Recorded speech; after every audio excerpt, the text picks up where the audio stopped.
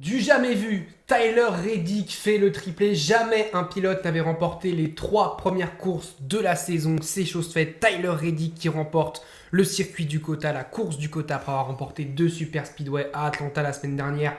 Et il y a 2 semaines le Daytona 500. Tyler Reddick qui gagne sur un circuit routier qui montre qu'il est capable de gagner partout. Et on va analyser cette course, débriefer cette course. Évidemment, Michael Jordan est aux anges. Sa voiture, son pilote est exceptionnel. Sa voiture est exceptionnelle. 3 victoires en 3 courses, il ne pouvait pas rêver mieux. Tyler Reddick ne pouvait pas rêver mieux. Tyler Reddick d'ailleurs qui avait fait la pole sur ce premier tour. J'adore cet angle de caméra avec, on voit toutes les voitures qui arrivent avec ce premier virage en épingle, en montée, donc il faut freiner.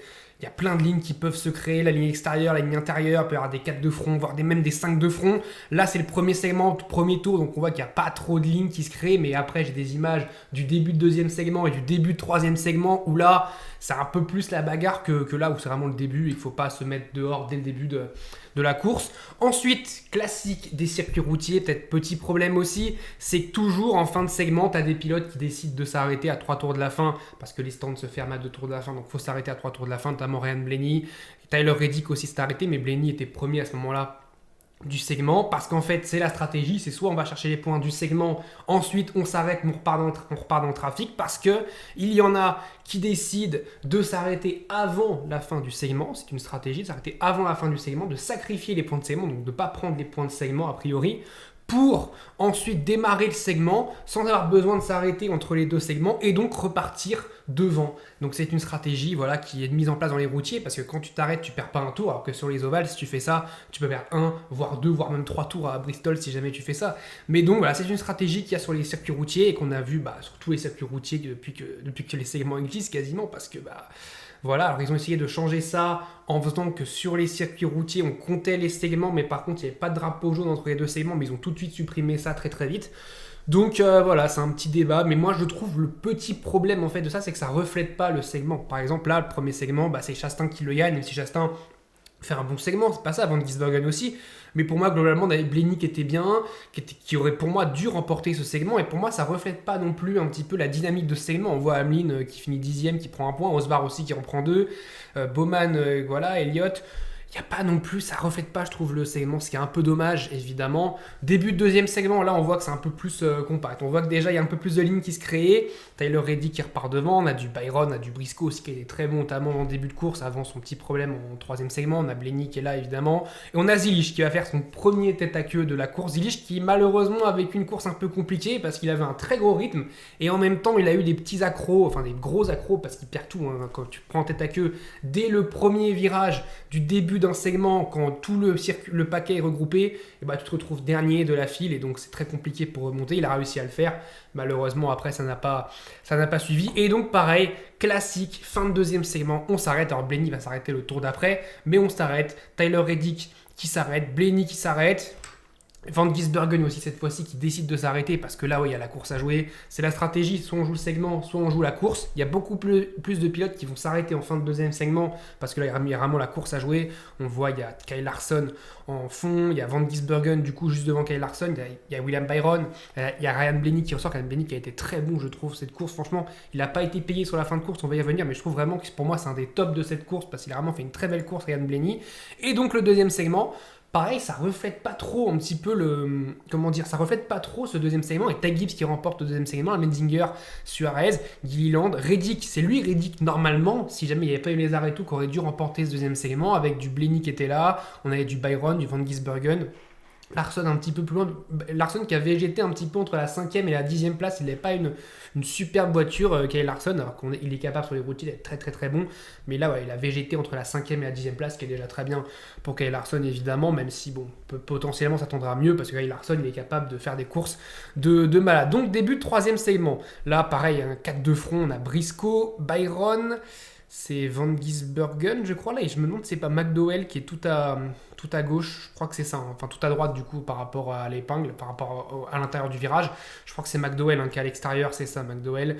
On a Larson Bell qui nous a fait une très belle bataille d'ailleurs notamment, voilà c'est ça, Larson et Bell qui franchement le troisième segment, autant le premier, deuxième segment, il n'y a pas eu de grosse bataille, c'était un peu, voilà ça suivait un petit peu, c'est un peu une procession. Le troisième segment on a eu de sacrées bagarres, ça a été vraiment un troisième segment super cool, super sympa à suivre. On voit d'ailleurs Connor Zilich qui est là, hein, qui est top 8, qui est vraiment présent dans cette course parce que Connor Zilisch, il est remonté, il fait une super course. Malheureusement, ça va pas se concrétiser derrière, on va le revenir.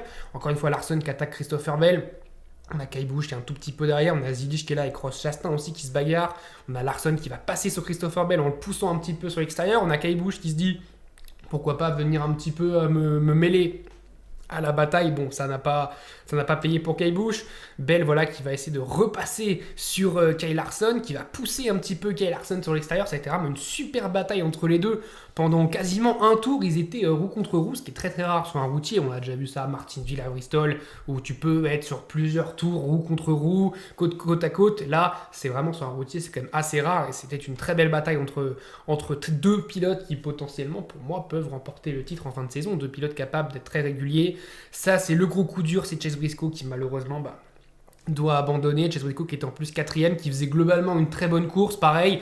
Alors il n'avait pas le rythme pour gagner cette course. Après, avec les scénarios de course, on ne sait jamais, mais pour moi, il n'avait pas le rythme pour gagner cette course, mais il avait clairement un rythme de top 5. Il aurait, dans des circonstances normales, sans doute terminé top 5, on ne saura jamais. Mais voilà, c'est dommage pour Chase Briscoe qui gâche une vraie chance de remporter pas mal de gros points. On a les arrêts au stand, stratégie très intéressante parce qu'on est obligé de s'arrêter dans ce troisième segment, obligé de faire un arrêt. On a Bell qui s'arrête à 33 tours de la fin, qui mène un petit peu cette salve d'arrêt au stand. On a Blaney qui décide de s'arrêter, sauf que pas de bol pour lui, t'as Reddick qui s'arrête en même temps. Donc on sait que je pense que Blaney voulait faire l'undercut sur Tyler Reddick, ça veut dire s'arrêter un tour plus tôt pour ensuite faire un gros tour de sortie et que Reddick se rate un petit peu pour passer devant Reddick. Il a failli passer devant Reddick en s'arrêtant au même moment parce que Reddick rate un peu son arrêt. Alors Blaney fait un super arrêt, mais en tout cas, il est arrivé, il était à 1 seconde 5 de retard de Reddick. Il se retrouve, il est côte à côte avec Reddick. Il ressort juste derrière Tyler Reddick. Il n'aurait pas fallu 1 ou 2 dixièmes de supplémentaires d'arrêt au stand pour Reddick. Reddick, à ce moment-là, c'était vraiment chaud parce que Blaney met vraiment la pression à Reddick sur ce début de segment. Il n'arrive pas à le passer. Il y a cet arrêt au stand, tu te dis, il va peut-être le passer. Il ne le fait pas. Et c'est pour ça que je dis que pour moi, Ryan Blaney fait une super course parce que clairement, à ce moment-là, il est clairement en route pour gagner cette course. En tout cas, il est clairement en route pour la victoire avec Tyler Reddick. Il est pas loin. C'est clairement les deux meilleurs pilotes de la course à ce moment-là. Et puis on va voir ce drapeau jaune avec Chastain qui sort de la piste au départ. Je me dis, c'est bizarre parce qu'il sort de la piste, il revient. Pourquoi il y a drapeau jaune? La raison, elle est simple. C'est qu'il a perdu sa roue, il a perdu son pneu. Donc ça, c'est forcément une grosse amende pour l'équipe de Ross Chastain. C'est évidemment pénalité pour des mécanos, je crois qu'il y en aura 2 en moins. Mais en tout cas, voilà, aussi pénalité pour Chastain dans la course même, parce que il se pénalise lui-même sur cette course, même si c'est pas de sa faute pour la roue mal fixée. Mais on a McDowell qui du coup est en tête. Pourquoi? Parce que McDowell, il a attendu ce drapeau jaune, il est resté en piste, il a essayé de jouer la track position, il est resté en piste. Et donc, on va voir la stratégie, qui va s'arrêter, qui ne va pas s'arrêter. On a Reddick qui reste en piste, on a Blaney qui va rester en piste, on a Bell qui va être le premier de tous ces pilotes à s'arrêter. Bell qui s'est arrêté le premier dans ce troisième segment, qui évidemment s'arrête pour se munir de pneus frais. On a ce début de restart, évidemment, ce restart avec Connor Zilisch qui, pas de bol avec Zane Smith, part en tête taqueur. C'est pas de sa faute parce qu'il y a 4 de front. Je crois que c'est Hamlin qui va taper un peu sur Herbst, qui va taper un peu sur Cindric, qui va taper sur Zane Smith, qui va taper sur Zilisch. Donc Zilisch, c'est clairement un dommage collatéral, comme d'ailleurs Zane Smith. Les deux sont des dommages collatéraux, mais c'est les deux qui perdent le plus dans cette course parce que Zilisch, à cette fois-ci, il a beau avoir un super rythme, il a beau être vraiment bon, là clairement il peut rien faire. Il peut rien faire parce que il est mis dehors et là à 17 tours de la fin, c'est impossible que tu remontes. Il faudrait un scénario miraculeux pour remonter encore plus dans un circuit routier où c'est très compliqué de dépasser. Là, c'est clairement fin de course, clairement pour Connor Zilisch. Malheureusement pour lui, on a Reddick qui prend un super restart aussi. Et on a Van Gisbergen qui se mêle à la lutte, qui cette fois-ci va doubler Ryan Blaney et pour la première fois de la course, passer deuxième. Pour la première fois de cette course, alors il a fini deuxième premier segment, mais comme j'ai expliqué les scénarios avec des pilotes qui s'arrêtent, là il est pour la première fois deuxième de cette course à la régulière. Et là il y a énorme pression sur Reddick parce que Shane Van Gisbergen, on sait que c'est l'épouvantail, c'est un petit peu le pilote, c'est le pilote qu'il faut battre sur circuit routier en ce moment. Il a remporté les 5 circuits routiers sur 6 l'an dernier, 5 consécutifs, donc il était en lice pour son 6e routier consécutif. Faut se rendre compte un petit peu de la dinguerie. Donc là, il y a évidemment énorme pression sur Tyler Reddick. On a Blaney qui est pas mort. On a même William Byron qui est là, qui est un pilote très dangereux sur circuit routier. Donc on a quand même pas mal de bon monde aux avant-postes. On a ce duel entre, malheureusement pour Blaney, qui va perdre un petit peu. Lui, il s'est pas arrêté. Et je trouve c'est lui qui a le plus perdu cette fin de course. Parce que Bell, du coup, à les pneus neufs, c'est lui qu'il faut suivre cette fin de course parce qu'il peut remonter sur les deux de devant. Blenny va perdre sur une belle bataille. Blenny va, voilà, Bell qui le pousse vers l'extérieur parce que Bell il n'a pas de temps à perdre. Lui, son objectif, c'est d'aller chercher Van Gisbergen et Tyler Reddick, c'est de faire. Il a remporté le quota l'an dernier, c'est de faire la même chose que l'an dernier, c'est remporter la course.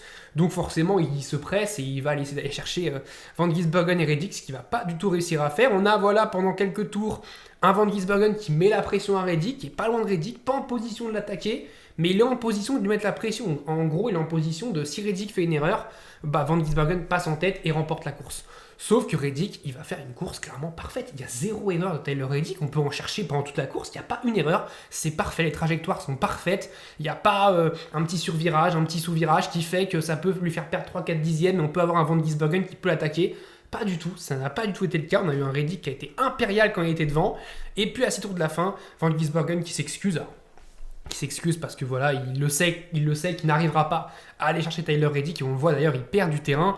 Il était à 10 tours de la fin, à 3 dixièmes, il était à 3 dixièmes, et comme on voit là, il était vraiment pas loin. Et là, il est à 1 seconde de Tyler Reddick, donc la pression pour Reddick, elle retombe un peu parce que Van Gisbergen perd du terrain. Et puis tu as Reddick qui, avec des pneus, même s'ils sont un petit peu abîmés, ces pneus, parce qu'il s'arrêtait quand même pas mal de temps avant, il a quand même l'avantage du clean air qui fait que c'est un avantage considérable. Tes pneus, forcément, ils s'abîment moins que Van Gisbergen qui était dans le dirty air de Tyler Reddick. Donc voilà, Van Gisbergen qui s'excuse, qui ne gagnera pas cette course. On a Larson qui va placer Blenny, et voilà, Blenny qui va finir, je crois, 7ème. Cette course, c'est pas payé, je trouve, vu la course que Ryan Blenny a fait. Je trouve que c'est pas payé pour lui de terminer 7ème. Vous me direz ce que vous en pensez, mais pour moi, il aurait dû faire top 5, voire top 3, parce qu'il faisait une super course. Pour moi, c'est un des 3 meilleurs pilotes de la course du quota. Et donc, on a Tyler Reddick qui s'impose et qui remporte. Du coup, qui fait le triplé, course impériale. Clairement, il y a ce premier segment où il était un petit peu moins bien, mais deuxième segment, globalement, c'était lui le meilleur. Troisième segment, c'était lui le meilleur. Rien à dire. Van Gisbergen 2, Bell 3, Gibbs qui fait 4. Très belle course de Ty Gibbs aussi qui profite, qui gagne un segment du coup et qui termine 4ème, pas mal. McDowell 5, très bonne stratégie pour McDowell.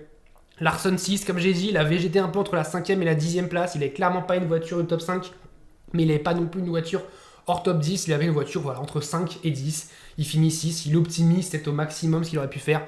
Peut-être qu'il y a devant McDowell, mais en tout cas, il optimise pour moi sa course. Blenny, malheureusement, c'est lui qui a le plus perdu parce que pour moi, il aurait dû se classer dans le top 3 parce que clairement, il avait une superbe voiture. Et je pense qu'à la fin, ses gommes, elles ont complètement chuté et qu'il a perdu plein de places. Il finit 7ème. Elliott, 8ème. Ok, Allmendinger, 9ème. Et puis Hamlin qui fait son premier top 10 de la saison, qui termine 10ème. Lui qui a aussi été un peu il ne s'est pas arrêté lui aussi en cette fin de course. Il ne s'est pas arrêté, donc il a profité de cette track position en ne s'arrêtant pas. Et du coup, Tyler Reddick s'impose. Magnifique victoire de Tyler Reddick. Et on va faire un petit point sur le classement parce qu'on a eu 3 courses et c'est déjà très intéressant. C'est que Tyler Reddick, avec ses 3 victoires, il a plus d'écart avec Bubba Wallace 2ème que Bubba Wallace avec Ross Chastain qui est 20ème. Il y a plus d'écart entre le premier et le deuxième qu'entre le deuxième et 20ème, ce qui montre la domination de Tyler Reddick sur ce début de saison. Évidemment, on le rappelle, les victoires valent maintenant 55 points. Donc il s'est fait un 55 x 3 plus les points qu'il a pris dans les segments sur les 3 premières courses. Donc pas mal de points d'avance pour Tyler Reddick. On a un doublé 23-11 Racing, si on regarde, Reddick, Bubba Wallace. On a chez Elliott qui est là. On remarque aussi quand même qu'il y a des pilotes, alors il n'y a que 3 courses évidemment, mais il y a des pilotes qui sont pas là. Denny Hamlin, il est pas là. Chase Briscoe, il est pas là. Christopher Bell qui a vécu 2 courses compliquées à Atlanta où il se fait mettre dehors par Osbar à 2 tours de la fin et où il se fait mettre dehors à Daytona 500, donc ils n'ont pas de points quasiment à ce moment-là, très peu de points à ce moment-là, donc forcément il est très loin. Donc voilà, pas d'Hamlin, pas de Christopher Bell, pas de Chase Briscoe, la Joe Gibbs Racing qui fait un petit peu la tronche. Si on s'arrête aujourd'hui, alors c'est pas le cas évidemment, mais potentiellement si on s'arrête aujourd'hui, on n'a aucune Joe Gibbs Racing qui est en playoff, enfin qui est dans le chase. C'est complètement fou. Mais voilà, on peut remarquer du Van Gisbergen qui est 5ème, avec 2 super speedway, il a été très bon. Une course routière où il a fini 2ème, donc il est là, il est 5ème, il est placé. Logano, qu'on a très peu vu, en tout cas qu'on n'a pas vu au quota, qu'on n'a quand même pas vu non plus énormément dans les 2 premières courses, qui est là, qui est 6ème. Suarez, qui aussi est là. Allmendinger, McDowell, ça c'est des pilotes quand même qui sont très bons aussi en circuit routier. Carson Osbar, qui a été étincelant sur les 2 premières courses, qui a été moins étincelant, il s'est fait mettre dehors d'ailleurs, il s'est mis dehors d'ailleurs dans le dernier tour, qui a été moins étincelant aujourd'hui, au quota, mais voilà, qui est là aussi. Donc très intéressant ce début de classement, en tout cas ça montre que Reddick est clairement au-dessus pour l'instant de la meute par rapport à tout le monde pour le moment. On verra ce que ça va donner à Phoenix. Phoenix, pourquoi pas, retour du traumatisme de Denny Hamlin, on va voir ce que ça va donner. Phoenix, à suivre aussi Ryan Blaney, qui je trouve est toujours très très bon à Phoenix. D'ailleurs, celui qui a gagné Phoenix l'année dernière, ça a été un petit peu mis aux oubliettes avec tout ce qui s'est passé. Denny Hamlin, la stratégie, 2 tours de la fin, Byron qui crève à 3 tours de la fin, enfin tout ça. On a complètement oublié que Ryan Blaney avait gagné cette course. Donc à suivre Ryan Blaney, qui pour moi, en plus, vraiment, comme j'ai dit, a été très très bon et n'a pas été payé au quota. Et pour moi, il peut tout de suite reprendre un petit peu sa revanche à Phoenix. En tout cas, je vois pas Reddick, alors ce serait complètement dingue que Reddick fasse un quadruplé, mais je vois pas Reddick gagner une 4e course consécutive, ça serait complètement fou. Mais on sait jamais, parce que tout ce qu'il fait, c'est complètement fou depuis le début de saison. On se retrouve très vite pour parler de la suite de la saison de NASCAR 2026. Je vous dis salut à tous, ciao, portez-vous bien.